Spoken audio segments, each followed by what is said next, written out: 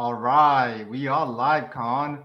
Welcome to our weekly live show where we bring you success stories, insights, perspectives, and wisdom learned from mistakes to help you accelerate your growth. This week we feature Con Apostolopoulos. Khan is the founder and CEO of FreshBiz Solutions, a human capital management consulting firm that provides executive coaching, performance improvement, and training solutions to help organizations develop a pipeline of leadership talent ready to implement their strategy. He is an award winning coach, a master's facilitator, the co author of a timely book, Seven Keys to Navigating a Crisis, a practical guide for emotionally dealing with pandemics and other disasters.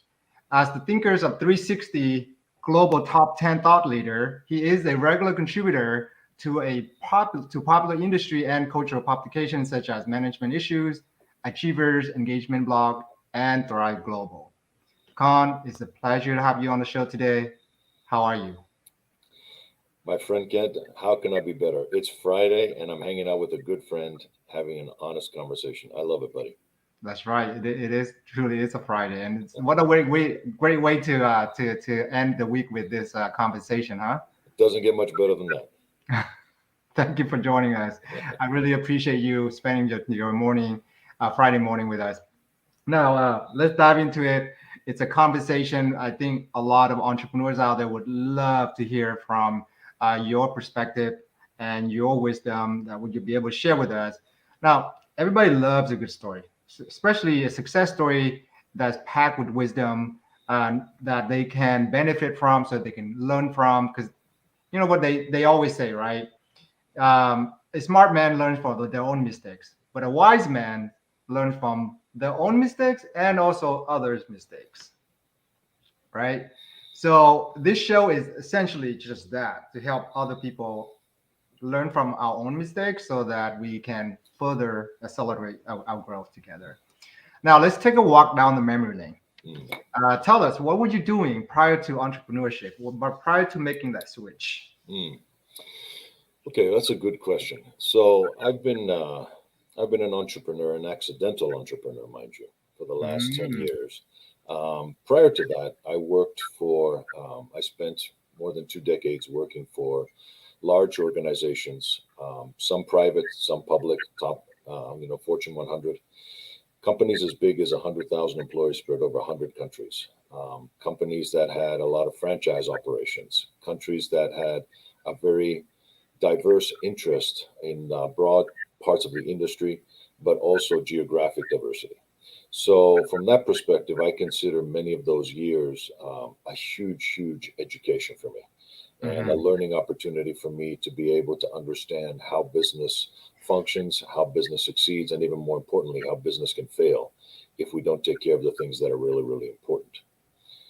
So that's kind of what I was doing for the longest time. And all of that, I feel, plus my background, prepared me for what inevitably became my opportunity to have my own business and my own consulting practice, and being Mhm. able to now help other businesses learn from what I've experienced, good and bad, and together to partner with them to really help them achieve what they're trying to do.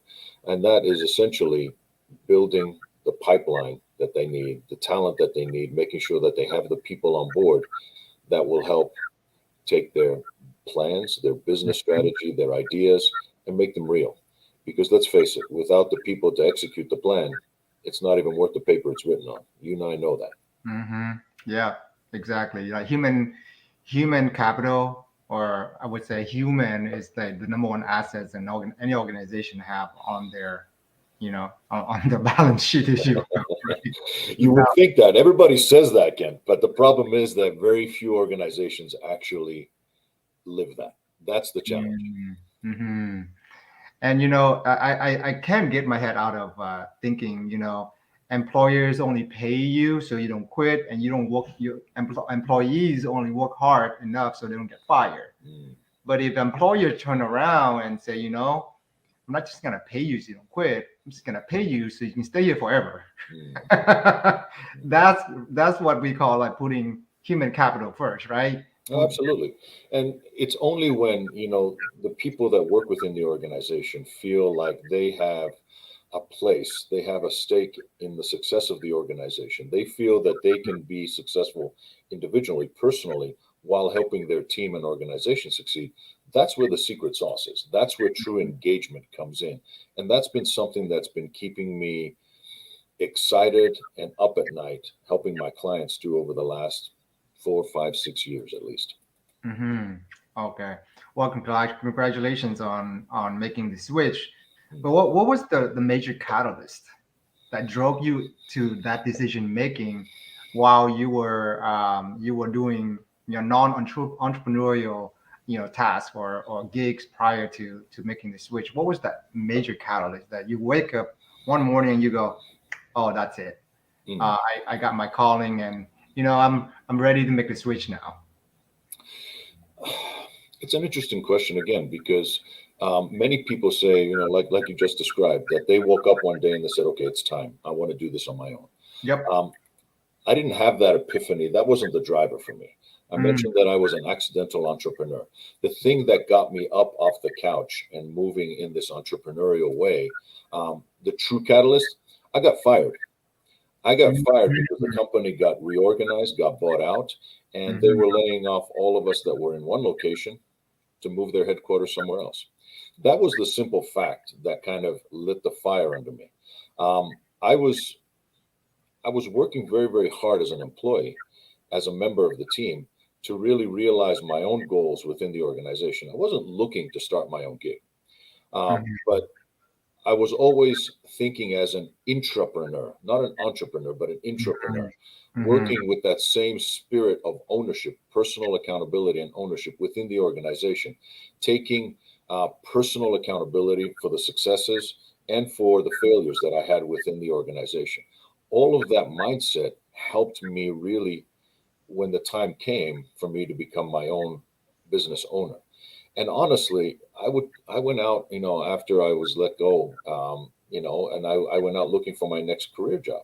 But mhm. this was still a few years after the 2008 collapse and the great, recession during that time.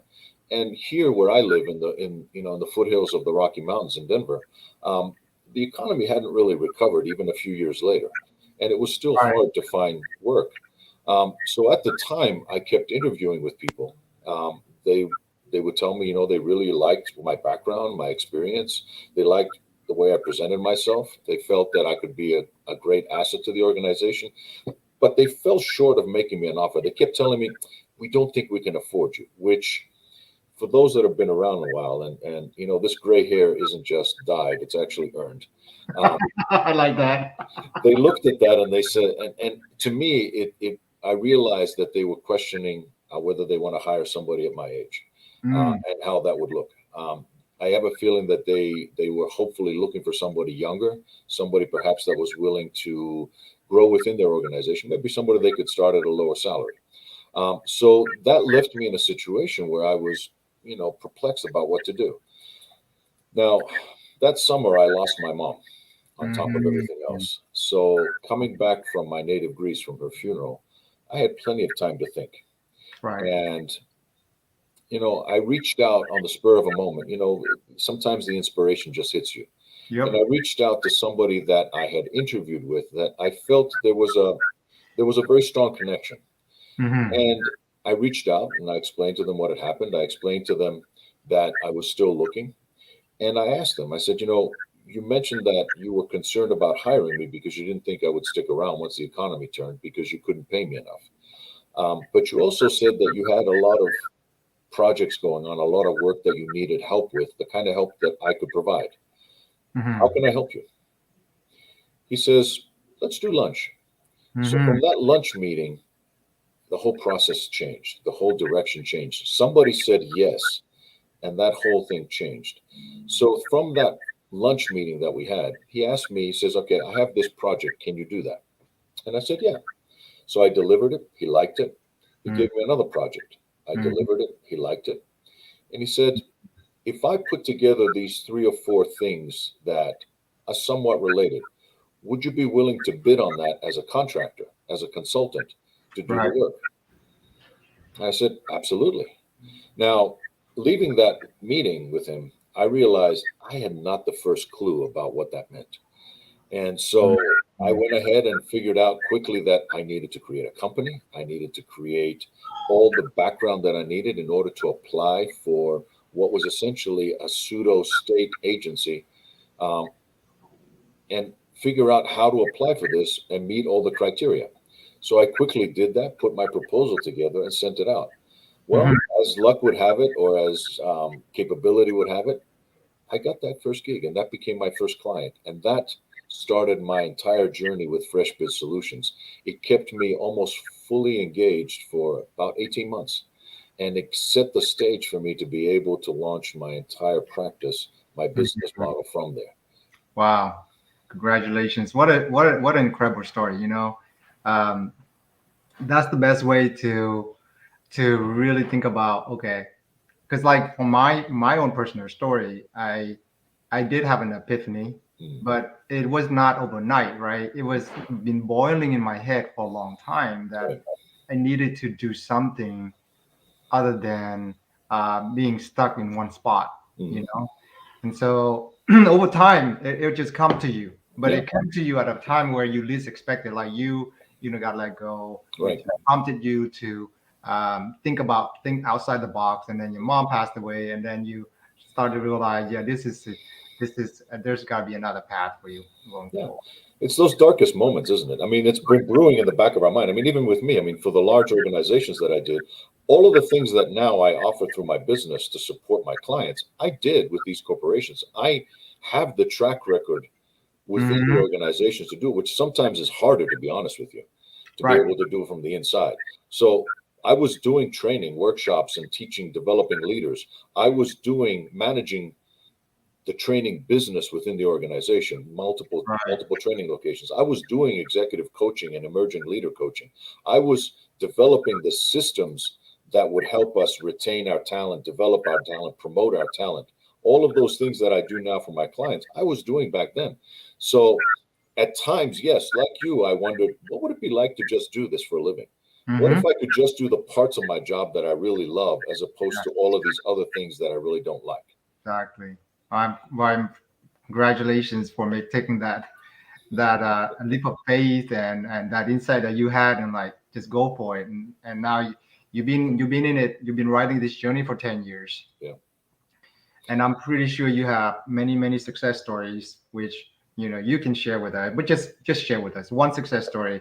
What would you think uh, would help like our clients get more motivated, just thinking about your past clients, or whether you help them in the organization, or in your own business. What was that success story that you can share with us?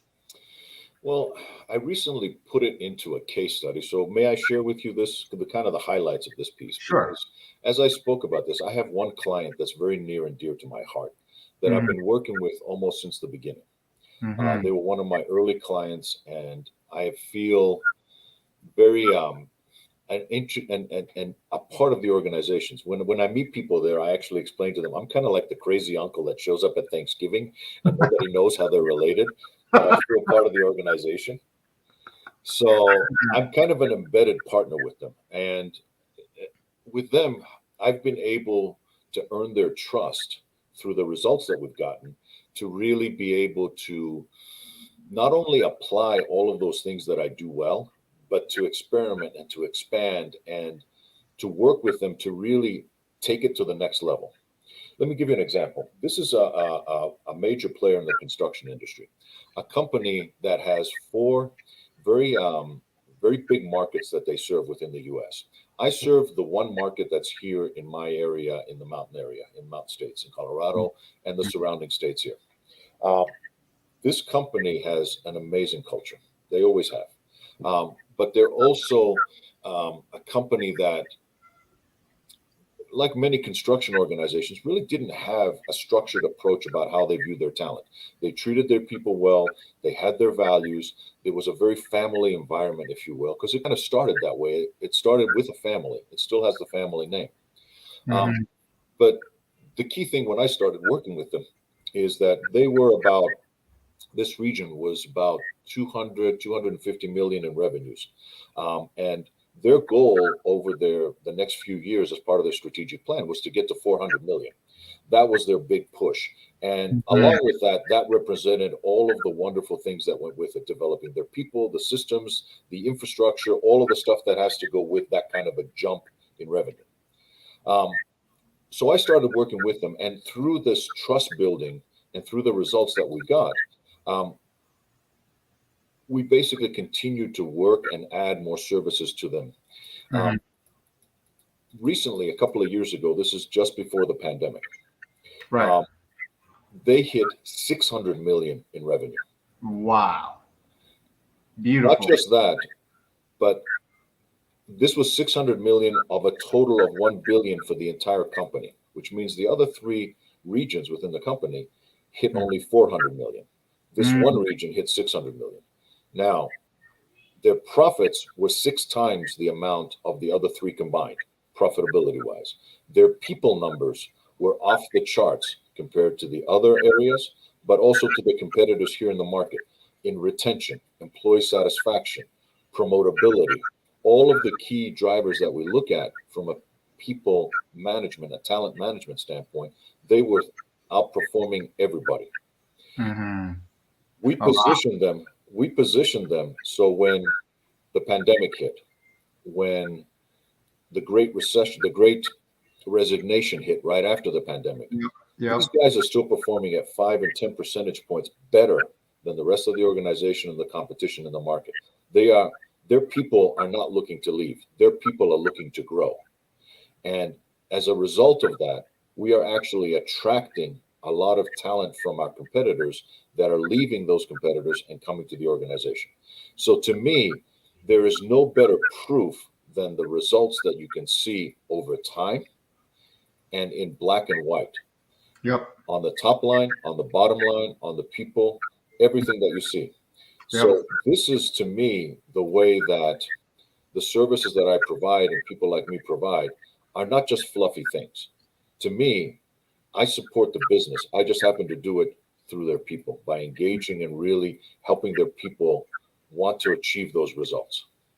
Great. Thanks for sharing that success story. I think that's huge, huge testament to how successful you are in terms of getting your clients from point A to point B, their desired transformation. So congratulations on that. And Thank I'm you. pretty sure through that whole process in the last 10 years, you've also, made many mistakes as well, because without success, without mistakes, there are no success, right? They're like both sides of the same coin. Yeah. So if you don't mind, just share one or two mistakes that you think of to help our viewers avoid that same pitfall if they were to go down the same path. Oh, yeah. And this one is actually one that served me very well. But I think the biggest illustration of it was before I actually started my own business. Hmm. So I'm going to share this one with you because it was in the corporate America in a time when, I was still young in my managerial career, in my leadership career.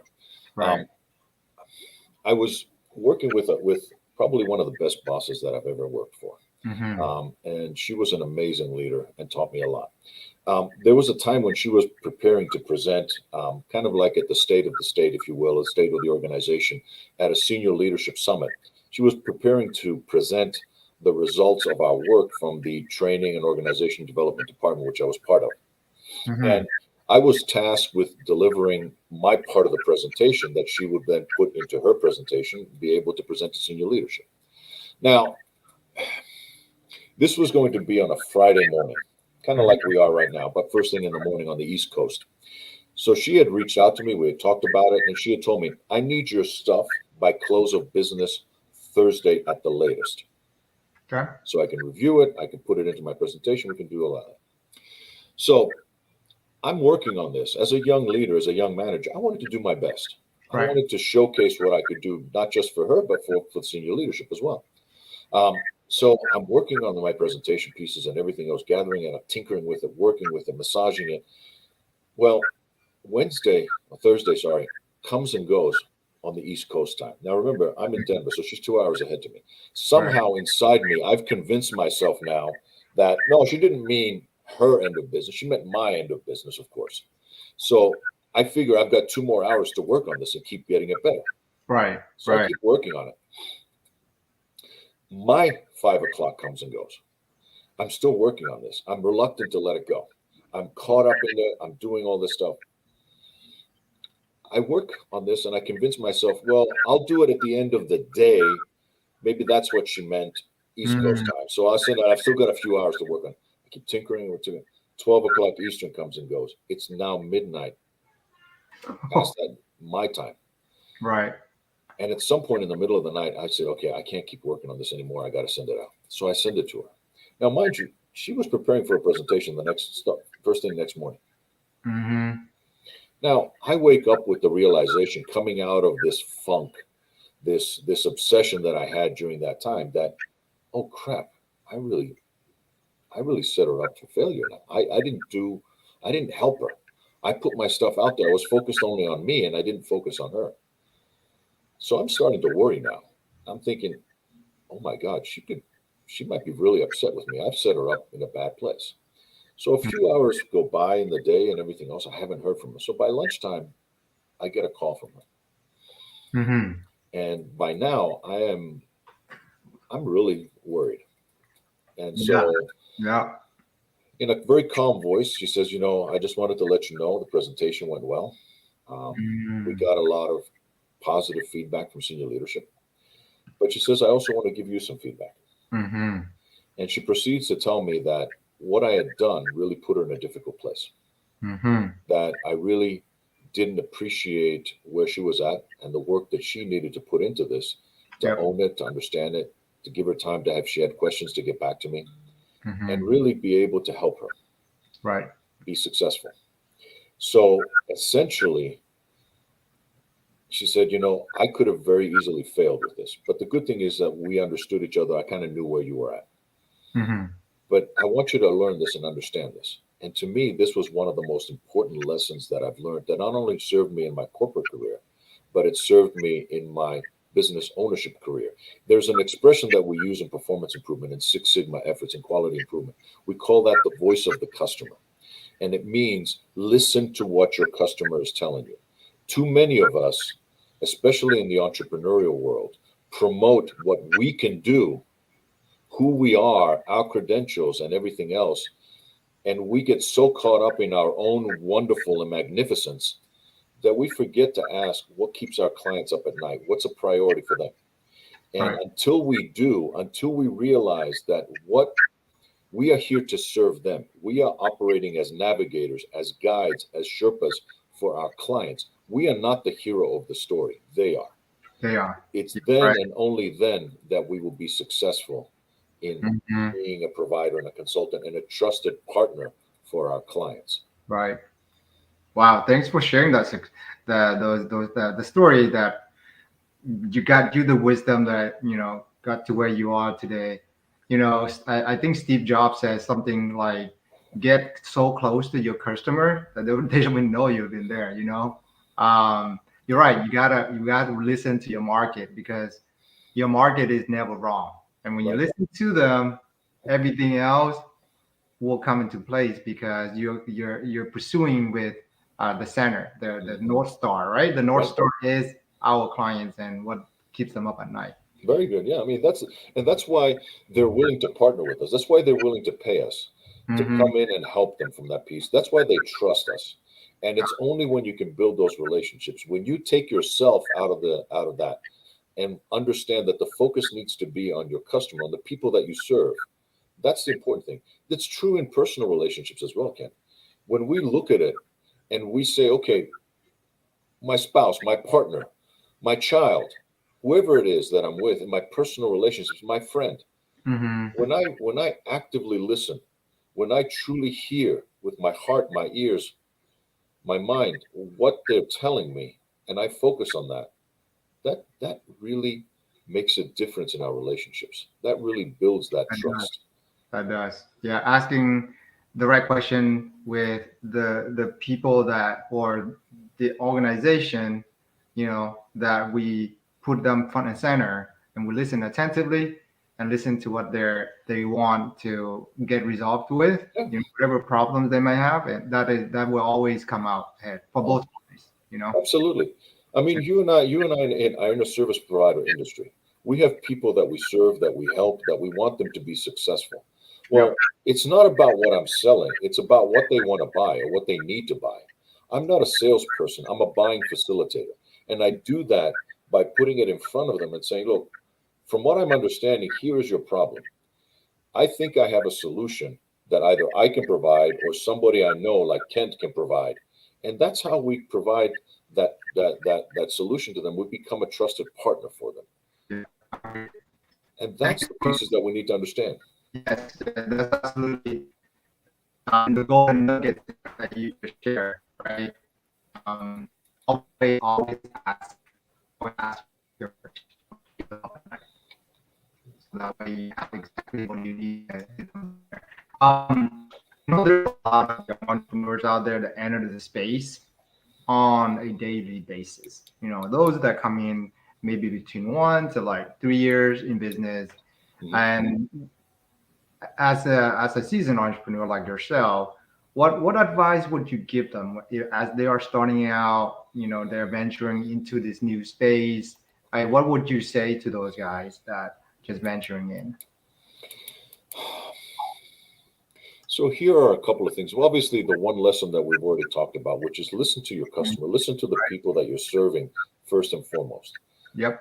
A couple of other things that really matter when you're coming into this business, because we've had record numbers of people starting businesses, Mm-hmm. but most of them close down within a year. Kent, you and I know that. I mean, Right. many of them don't make it past the first year, and Mm-hmm. almost half of them or more within the first 2 or 3 years are gone Yep. just as quickly as they started. So to me, understand why you want to do this. What's your purpose? So the purpose part, the why part is so critical, especially when you're an entrepreneur, Mm-hmm. because you have to do things with a purpose, with your why, but you have to do things also on purpose and Mm-hmm. make it count. You can't confuse busy with being productive. You can't, we're all busy. Entrepreneurs have no shortage of things to do. No What they shit. need to focus on is it getting me results for me, for my clients? Is it does it matter? I love So purpose, with purpose, on purpose. I love it. Understand your why, know your purpose, understand your purpose, and don't confuse busy with productivity. Love that. Thank you for sharing those golden nuggets. I appreciate it. You're Now, welcome. finally, Con, I'm pretty sure many viewers out there would love to learn more about what it is that you're offering at the moment. So, what kind of services are you offering at the moment, and how do people find you? Great. Well, okay. So let's start with the simple one about where they can find me, and that's where the latest updates are. So my website is freshbizsolutions.com. Freshbizsolutions.com. They can find anything they need about our programs, what we're offering, the latest trends that we have, the latest services, the latest programs. Um, Hmm. if they want to reach out directly to me, I'd love to hear from people. I mostly spend my time on LinkedIn, and they can find me under Coach Khan with a K. Coach Khan. They can find me there on LinkedIn. And what we're doing right now, well, one of the biggest things I've been working on the last few years, um, I co-authored a book called Seven Keys to Navigating a Crisis. And my partner, my good friend, Dr. Ilya Grigorius, and I wrote it right at the start of the pandemic. We were one of the first books, I think the first one probably to be published, about how to navigate this, especially from an emotionally standpoint. It's all about how do you deal with challenges, with changes in your life that you didn't know were coming. Right. Um, and so I've spent the last few years working with that concept, with that platform, if you will. And it's essentially become a roadmap to resilience about helping people individually, about helping leaders individually, but then also as leaders, how can they lead their teams? So there's an organizational, a business application of the same seven keys that we've been working with business leaders on. I've put out a number of different 7 day and 30-day challenges as a premium program that I take teams and businesses through to help them really come together, break down silos, embrace change, and find their own roadmap to resilience so they can overcome any challenges together. So that's the big thing right now. So look for more updates from that, my friend, out there.